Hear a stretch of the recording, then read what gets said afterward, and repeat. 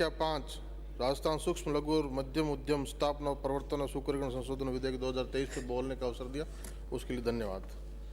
माननीय सभापति जी, ease of doing business के अंतर्गत राजस्थान सरकार 4 मार्च 19 को MSME facilitation establishment and operation act लेके आई थी और आज उसमें पुनः एक लाइन का संशोधन लेके आई है कि समय सीमा 3 से बढ़ा के 5 वर्ष की जाती है।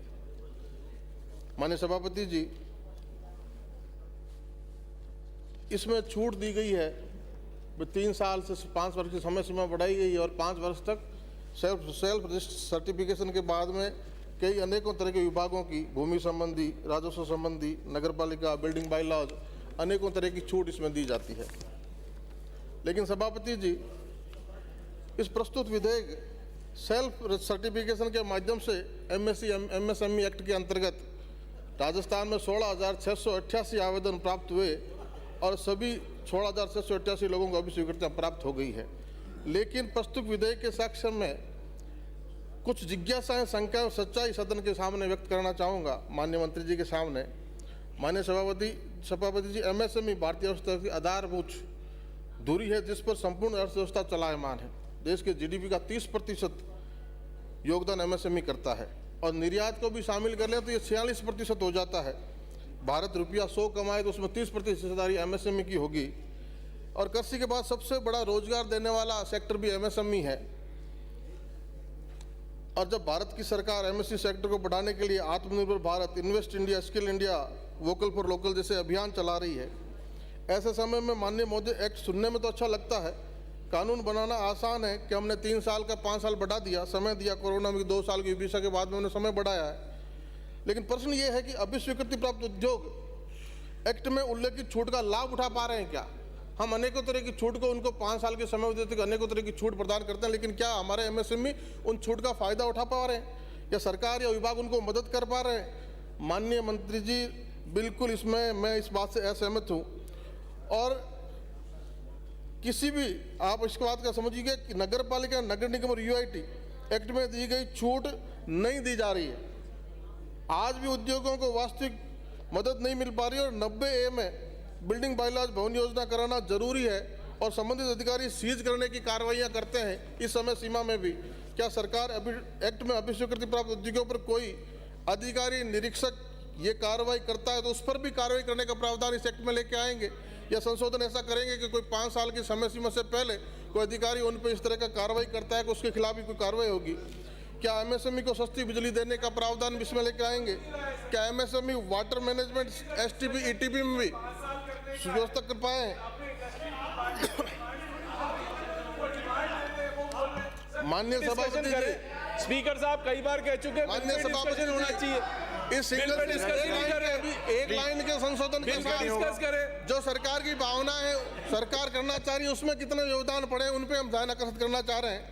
माननीय सभापति, कन्वर्जन चार्जेज में छूट की बात करें तो राजस्थान निवेश प्रोत्साहन योजना 2022 में जो 7 अक्टूबर 22 को घोषित की गई, प्रावधानों में कन्वर्जन चार्ज में छूट संबंधी नोटिफिकेशन योजना लागू होने के 6 महीने बाद भी जारी नहीं हो पाया है। जिला उद्योग केंद्र स्तर पर भी अभी तक राज्य सरकार का फाइनेंस नोटिफिकेशन जारी नहीं किया गया है। इसलिए नए उद्यमी जो कन्वर्जन करवाना चाह रहे हैं उनमें भ्रम है, अविश्वास की भावना उत्पन्न हो रही है। स्टाम्प ड्यूटी छूट की स्थिति देखिए माननीय सभापति जी, राजस्थान निवेश प्रोत्साहन योजना 19 में वाणिज्यिक व्यावसायिक परिसर में स्पेस लेने पर स्टाम्प ड्यूटी में छूट का प्रावधान था। अभी तक उस पर नियमित उसको 2022 की पॉलिसी में नियमित नहीं किया गया, आगे नहीं बढ़ाया गया है। तो मल्टी स्टोरी बिल्डिंग में होने वाले कमर्शियल सर्विसेज जो स्कीम गाइडलाइन कवर, उनको स्कीम की स्टाम्प ड्यूटी छूट नहीं मिल पाएगी। और इसमें एक चीज और शामिल करना चाहिए कि राजस्थान राज्य प्रदूषण नियंत्रण बोर्ड की NOC भी शामिल की जाए। इसके लिए कई उद्यमी इसमें बार बार आग्रह करते हैं। माननीय सभापति जी, अभी बात सांगने से आने वाले माननीय सदस्य ने की एग्रो प्रोसेसिंग सेक्टर के बारे में। राजस्थान सरकार द्वारा एग्रो प्रोसेसिंग यूनिट हेतु बजट में पूंजीगत लाभ 50 लाख से बढ़ाकर 1.5 करोड़ कर दिया गया, लेकिन नए संबंधित बढ़े हुए लाभ के लिए कोई भी नोटिफिकेशन अभी तक जारी नहीं किया गया है। ये मात्र बजट घोषणा ही नहीं रह जाए, इसमें नोटिफिकेशन कब तक आ जाएगा ताकि उद्योगपतियों को इस पर कुछ उम्मीदें बंधे। राजस्थान निवेश प्रोत्साहन योजना 22 के प्रावधान योजना में आने के 6 माह बाद अभी भी प्रभावी नहीं है, तो इसको जमीन स्तर पर लागू किया जाए। माननीय सभापति जी, इसी के साथ मैं बीकानेर की कुछ बातों माननीय मंत्री जी के सरकार के समक्ष रखना चाहूँगा। माननीय सभापति जी, बीकानेर नमकीन व एशिया की सबसे बड़ी वूल मंडी है। वूल मंडी के रूप में विख्यात है। जिले में 14 औद्योगिक क्षेत्र हैं और बीकानेर में ऊन आधारित उद्योग, वूलन यार्न और गलीचा उद्योग, खाद्य आधारित उद्योग, नमकीन, बड़ी, पापड़, मंगोड़ी, मिठाई, दूध आधारित उद्योग, स्नैक्स, कृषि आधारित उद्योग, दाल मिल, तेल मिल, आटा मिल, मूंगफली, खनन आधारित उद्योग, पीओपी, सिरेमिक, विभिन्न तरह की क्ले, आभूषण निर्माण, सोलर उद्योग, उस्ता आर्ट, मचरंडकाल, पर्यटन उद्योग, अनेक तरह के उद्योग बीकानेर में है और लगभग 22,000 छोटे बड़े उद्योग धंधे हैं, जिनमें 58,000 लोग रोजगार प्राप्त है। और ये बीकानेर की समृद्ध परंपरा है कि आर के दम्मानी, मुंद्रा परिवार, टीटी बुनियान, बिन्नानी सीमेंट जैसी ख्यातनाम हस्तियां पूरे देश में प्रतिनिधित्व करती है, बीकानेर का नाम रोशन करती है। इसमें मैं निवेदन करना चाहूँगा कि बीकानेर सीमांत और मरुस्थलीय जिला को विशेष दर्जा दिया जाना चाहिए ताकि उद्योग के लिए उद्यमी जन आगे आए। और बीकानेर में ड्राई पोर्ट की घोषणा सरकार ने कर दी, लेकिन एयर कनेक्टिविटी नहीं होने के कारण मेट्रो सिटी से बीकानेर जुड़ नहीं पा रहा। माननीय सभापति जी, अभी एकमात्र फ्लाइट दिल्ली के लिए है और दूसरे जो मेट्रो सिटी सूरत, मुंबई, कोलकाता, अहमदाबाद, जहाँ बीकानेर के अनेक उद्यमी हैं और वो उद्यमी भी बीकानेर से एयर कनेक्टिविटी की वजह से नहीं जुड़ पाए। तो हमारे माननीय कलेक्टर ने जो एयरपोर्ट का विस्तार करने के लिए 4 करोड़ रुपए वन भूमि ने जो नोटिस भेजा है, 4 करोड़ रुपए जमा कराए, राज्य सरकार को कलेक्टर ने प्रस्ताव भेजा, वो जल्दी से स्वीकृत कर दे तो वन भूमि को उसमें हमारा एयरपोर्ट का विस्तार हो सके, तो हमारे ये मेट्रो सिटी से बीकानेर जुड़ सके।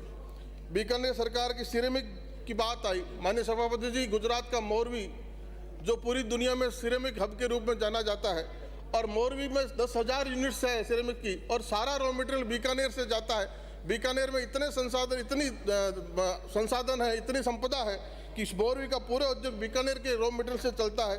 जब केंद्र की सरकार ने गैस पाइपलाइन की व्यवस्था कर दी है तो राज्य सरकार उसको आगे बढ़ाते हुए इसमें सिरेमिक हब बनाने में बीकानेर में योगदान करे और बीकानेर बहुत बड़ा मोरबी से भी उच्च दर्जे का ये सिरेमिक हब बन सकता है और अनेकों रोजगार के अवसर पैदा हो सकता है। सोलर उद्योगों का हब बीकानेर बनता जा रहा है। जैसा बिजली मंत्री जी यहाँ बैठे हैं, तो बीकानेर में सोलर से संबंधित स्किल इंस्टीट्यूट खोला जाना चाहिए, जिससे स्किल्ड होकर बीकानेर के नौजवान सोलर उद्योग में रोजगार पा सके। बीकानेर के वूलन उद्योगों में कच्चे माल के रूप में चोखला ऊन की पर्याप्तता न के बराबर है, जबकि चोखला ऊन के लिए बीकानेर के गलीचे दुनिया भर में प्रसिद्ध है।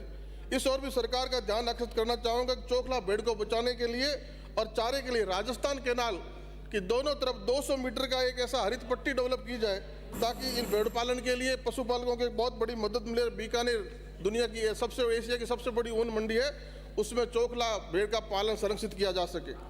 बीकानेर में उस्ता आर्ट अपने में सदियों का इतिहास समेटे हुए हैं, जिसका संवर्धन यूनियन भी राज्य सरकार को ध्यान देना चाहिए।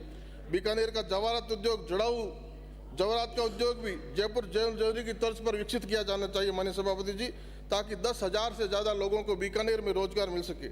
बीकानेर की करनी इंडस्ट्रियल एरिया का STP TP का इश्यू माननीय मंत्री जी के संज्ञान में है और कई बार इस पर भी चर्चा हुई है। साथ में ही हमारा कृषि का विश्वविद्यालय है, वहाँ भी छात्र उस गंदे पानी की वजह से अपनी क्लासों में नहीं बैठ पाते, बिना मास्क के पढ़ाई नहीं कर पाते। इस समस्या को भी दूर करें। माननीय सभापति जी, बीकानेर के लिए कहा जाता है ऊँट मिठाई स्त्री सोनो गहणों सा 5 चीज फिरती फिरे वाह बीकाना वाह। तो बीकानेर की इन कुछ समस्याओं की तरफ मैंने माननीय मंत्री जी का सरकार का ध्यान आकृष्ट किया है, तो निश्चित तौर पे इस पे भी संज्ञान लेंगी और इस बिल को जो हमने संशोधन दिया है जनमत जानने का, तो हम जनमत जानने के लिए इसमें फुर्ती करने का आग्रह करते हैं। धन्यवाद सभापति जी। अविनाश गहलोत।